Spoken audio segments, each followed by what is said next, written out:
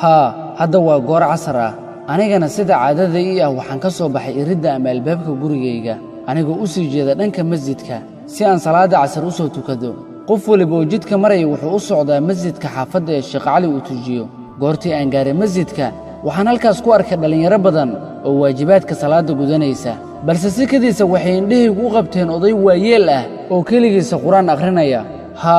waan aqoonsaday isaga maalin waliba halkaas ayuu fariistaa waliba kaligiisa si lamida maalin waliba wuxuu akhriyaa quraanka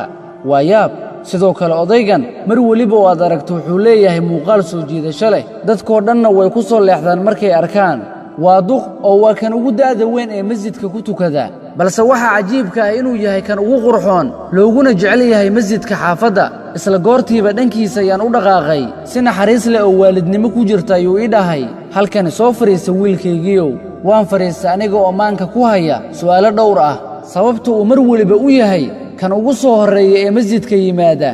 balse intii aanan wax hadal ku bilaabin ayuu gacanteeda midig qabtay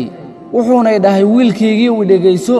wiilkaygiiyow hadda waxaan ku siinayaa hubkaaga sidoo kale xornimadaada ayaan ku siinayaa oo maxay tahay hubkaas sidoo kale xornimo miyaa iga maqan ayaan si cod sare leh ugu yiri si qurxoon oo aanan ka filanaynin ayuu u dhoola cadeeyay inta uu hoos eegay ayuu yiri waan ku siinayaa hubkaaga oo ah xigmadaha iyo samirka sidoo kale waxaan ku siinayaa xornimadaada oo ah cafiska iyo dhoola cadeynta markaas cabaar ayaan kala aamusnay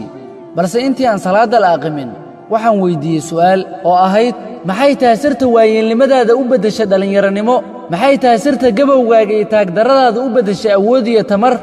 si kalsooni leh ayuu ii soo eegay wuxuuna igu yidhi way i dulmiyaan wayna i caayaan waxayna igu dhahaan kii duqa ahaayow balse waan u dhoola caddeeyaa markaas ayay u kala dheereeyaan inay cafis iga dalbaan waxay isweydiiyaan sababtay u caajisan yihiin waxay mararka qaar isku malayaan inay jiran yihiin balse aniga goor hore ayaan toosaa markaas ayaan qoraa riyooyinkayga markay arkaan riyooyinkaygii aan qoray xilli ay hurdeen aad ayay ula yaabaan markaas ayay bilaabaan inay i sharfaan waxayna u soo kala dheereeyaan inay su'aalo i weydiiyaan